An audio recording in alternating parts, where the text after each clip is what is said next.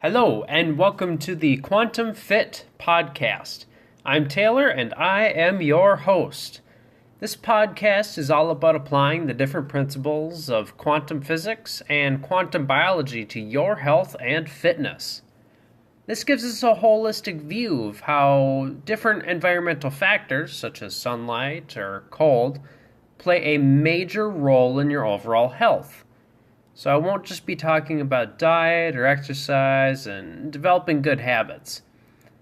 If you want to really make lasting changes in how you feel, think, and act, then I'd recommend you try to listen closely and have an open mind to what I have to say. Every day I'll be hitting you with a quick 7 to 15 minute long podcast. I keep it short like this because it makes it both informative and to the point so that you don't feel quite so overwhelmed with information. Also, currently I do not do any kind of advertisements.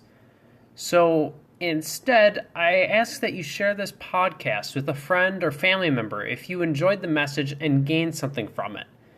I want to be able to spread quality and easy to understand content that everyone can take and use in their own daily lives. I would highly appreciate it. On to today's episode, Basics of Deuterium Water. Today's going to be all science, so prepare yourself. Do pay close attention as this podcast is just as important as the first few episodes that I made. It builds a solid foundation for understanding water better in nature and in our body. Alright, so if you look on the periodic table, you'll see that hydrogen has an atomic number of 1, meaning that there is always 1 proton. But if you look below that, you'll see a number that's around 1.008. Some tables go much further than that, but, should be around there. That number is the atomic mass, right? So what this means most of the time, as far as hydrogen is concerned, there will only be 1 proton in the atom. And this specific type of atom, this specific type of hydrogen, is called protium. Water molecules will almost always be found having protium isotopes, but a very small percentage will be made up of deuterium isotopes. And, just as a side note, different weights for one type of atom are called isotopes. So it always means that, an isotope of an atom is, all the atoms for that specific atom, whatever element it is on the periodic table, they'll all have the same amount of protons, but they'll have different numbers of neutrons. Again, they'll have a different atomic mass. Deuterium is twice as heavy as protium because it has 1 proton and 1 neutron. There's also tritium or tritium, I'm not sure, that has 2 neutrons. But that's pretty rare and doesn't play a big role in biology. To be honest, I haven't looked into it all that much myself just because, if you follow along with Dr. Jack Kruse, I don't think I've ever even heard him mention tritium, unless he was just bringing up the fact that it's another isotope. So it doesn't seem like it's all that important. Anyway, so because deuterium is so much heavier than protium, this gives it interesting properties.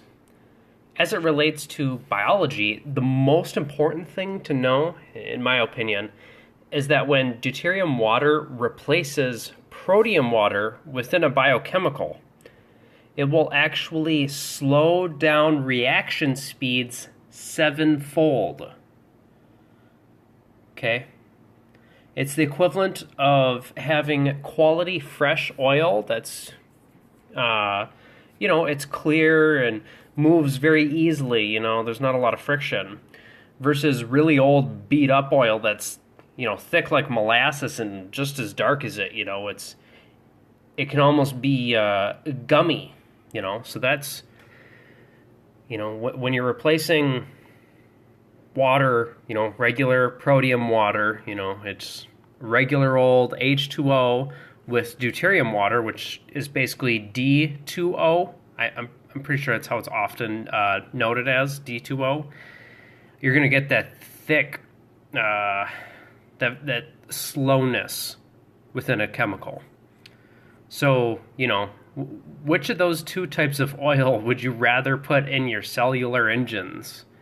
The answer should be pretty obvious. Moving on, deuterium has a much stronger magnetic field than protium due to extra mass. I mean, that's the main reason that it slows down reaction speeds, but it has another effect because it's pulling things towards itself with a lot greater force than protium would, than regular water would. Not only will it simply slow down reaction speeds, but it can fundamentally change the shape of molecules. Okay? Replace enough H2O with D2O in a protein, and you could actually change the folding in it and turn the protein into something else entirely, simply by changing what kind of water is bonded within it. This is also the main mechanism behind DNA damage and mutations. Deuterium is replacing protium within the DNA strands and physically unravels the helix shape, again, because of its much greater magnetic force that it's able, that it has. It ends up pulling very... it's just like in the body when you have excess tension in areas. You have tension, you have trigger points, It can, it messes with the normal tensions in that part of the muscle and all the way through the muscle, I can just end up pulling things or, whatever. There's a lot of different things that can go wrong with it, The point being is, deuterium, very, very bad for DNA. That's why many, many defense mechanisms for protecting DNA from damage are specifically designed to neutralize or just get rid of deuterium and keep it the hell away from DNA. Another problem deuterium poses is its ability to prevent structured water from forming if you have too much of it in a liquid, in water. Go and listen to my podcast on structured water and living systems if you've forgotten, and take a look at those pictures. Anyways, structured water can only form from protium water. So it has to be that normal water, not with the extra mass added. Structured water is far too intricate and demands too specific, it needs very specific pushing and pulling forces, and deuterium doesn't fit the bill. It can't sit in there because it will push too much or pull too much. Of course, depending on where it is in there. So it just breaks the structure apart. So that means if you're going to have lots of deuterium, it's going to lower how much structured water you can have. All right. Well, fun fact. Fructose is loaded with deuterium. High fructose corn syrup is crazy bad for you. So, in high fructose corn syrup, it's loaded with fructose, which means it's loaded even more with deuterium. All right, so the reason that is bad for you, the high fructose corn syrup, is because you're overloading your body with deuterium.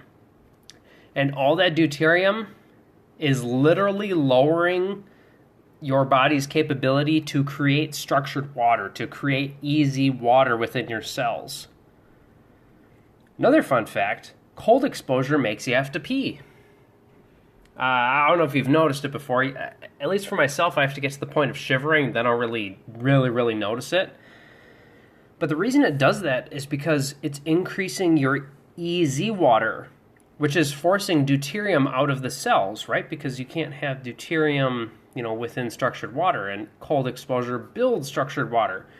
So what your body does is it kicks deuterium out of all your cells, or it kicks out a lot of it, and then the deuterium makes its way to your bladder and then out of your body. So just a couple interesting things to keep in mind to, maybe connect some dots for you to understanding deuterium a little better. Winter brings to mind another interesting effect. Not really biology, but it's another fun thing to learn, I think. When water freezes, it actually creates a structure it's basically the same thing like structured water, except it's still the hexagon shapes, but it's far more rigid. It's extremely rigid. It also doesn't, it's not sliding against each other. It pretty much stacks up pretty well. Anyways, have you ever noticed noticed and wondered why some ice can be so rough that walking on it with flat shoes is no big deal, but then some ice is so slippery you fall on your ass with the best winter boots? The difference is caused by either having lots of deuterium or none at all in the water, or within the ice rather. Again, deuterium disrupts the order within structured water, so it does the same with ice when it gets frozen within the structure. Because, the deuterium gets kicked out of normal structured water that, isn't becoming ice, but once something becomes ice, it just ends up getting trapped in it because the whole thing becomes structured, right? So the deuterium gives the ice natural bumps and of unevenness. There's also unevenness of charge within it. It makes it very messy. And that ends up making the ice not slippery at all. You can walk on it, it'll be just fine. It's very, very hard to slip on it. Very little deuterium leads to near perfect structures that become insanely smooth and slippery. Like super duper, if you were to have water that was like super deuterium depleted and freeze it, pretty much no matter what you wear, you're going to slip on that. You're going to have to crawl on it. That's how bad it could get. All right, I guess we're getting a little long here. I wanted to cut off a little sooner, so I guess I'll just do a second episode on deuterium at a later point, since there's still a lot of properties that need to be considered, such as why, when water runs down mountains, it slowly becomes deuterium depleted. Why that is, it's pretty interesting. Again, has to do with the mass. Anyways, if you have any questions or comments, you can find me on Instagram at RealQuantumFit. You can find and like the Quantum Fit Facebook page. You could also add me as a friend or just send a message to my personal profile, Taylor Kelson. Send me a voice message across the Anchor app if you're listening to me on the app. And so I'll see you tomorrow, guys.